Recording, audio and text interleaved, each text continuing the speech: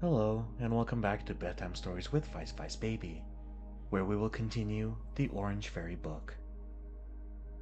Story 3: The Adventures of the Younger Son of the Jackal.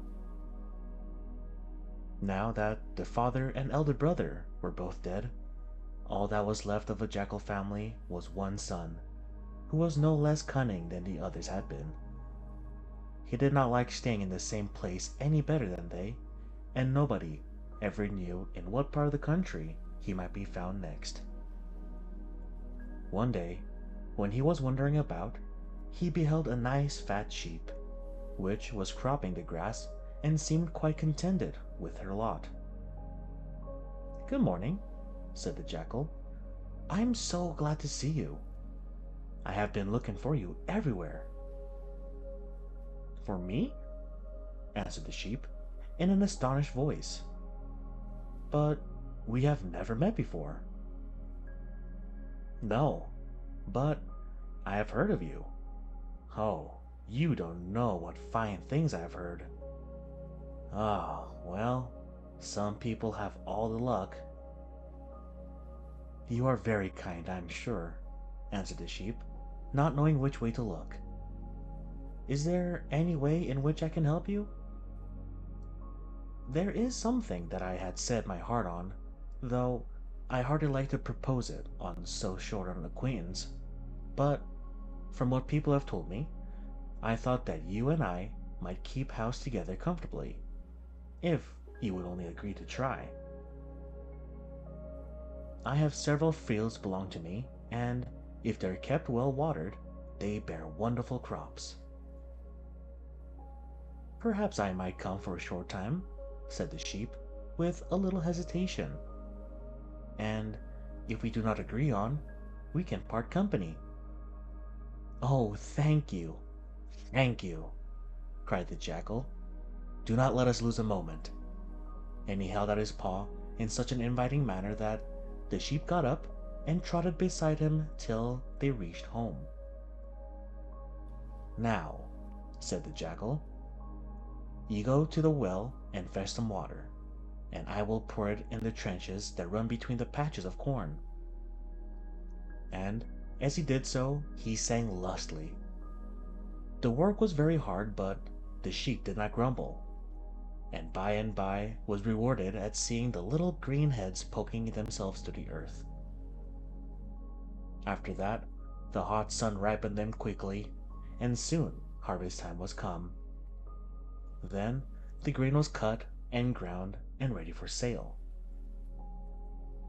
When everything was complete, the jackal said to the sheep, "Now, let us divide it, so that we can each do what we'd like with this share."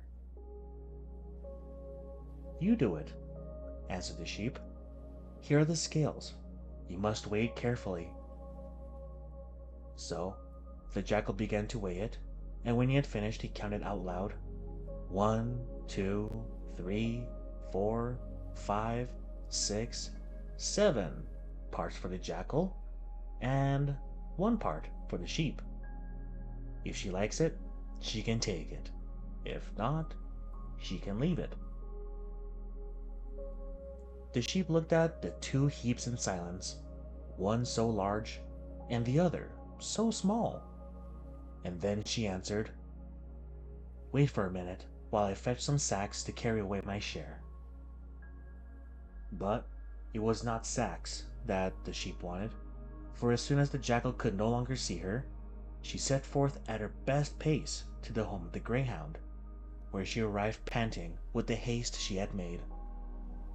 "Oh, good uncle, help me, I pray you," she cried, as soon as she could speak. "Why? What's the matter?" asked the greyhound, looking up with astonishment. "I beg you to return with me and frighten the jackal into paying me what he owes me," answered the sheep.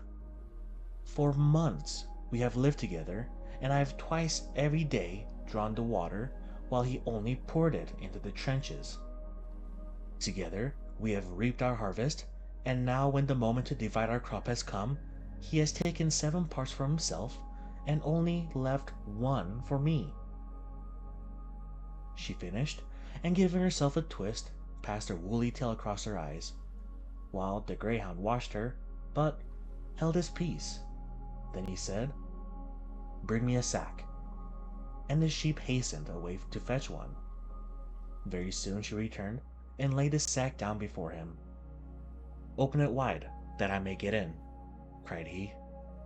And when he was comfortably rolled up inside, he bade the sheep to take him on her back and hastened to the place where she had left the jackal. She found him waiting for her and pretended to be asleep, though she clearly saw him wink one of his eyes.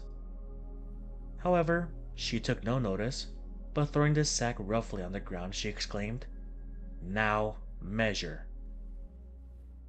At this, the jackal got up, and going to the heap of grain which lay close by, he divided, as before, into 8 portions, 7 for himself, and 1 for the sheep. "What are you doing that for?" asked she, indignantly. "You know quite well that it was I who drew the water, and you who only poured it into the trenches." "You are mistaken," answered the jackal. "It was I who drew the water, and you who poured it into the trenches. Anybody will tell you that. If you like, I will ask those people who are digging there." "Very well," replied the sheep, and the jackal called out, "Ho! You diggers, tell me, who was it you heard singing over the work?" "Why, it was you, of course, jackal. You sang so loud that the whole world might have heard you." "And who is it that sings? He who draws the water, or he who empties it?" "Why, certainly, he who draws the water." "You hear?" said the jackal, turning to the sheep. "Now, come and carry away your own portion, or else I shall take it for myself." "You have got the better of me," answered the sheep, "and I suppose I must confess myself beaten. But, as I bear no malice, go and eat some of the dates that I have brought in that sack." And the jackal, who loved dates, ran instantly back and tore open the mouth of the sack. But as he was about to plunge his nose in, he saw 2 brown eyes calmly looking at him. In an instant, he had let fall the flap of the sack and bound back to where the sheep was standing. "I was only in fun, and you have brought my uncle the greyhound. Take away the sack. We will make the division over again." And he began rearranging the heaps. 1, 2, 3, 4, 5, 6, 7 for my mother, the sheep, and 1 for the jackal, counted he, casting timid glances all the while at the sack. "Now you can take your share and go," said the sheep, and the jackal did not need twice telling.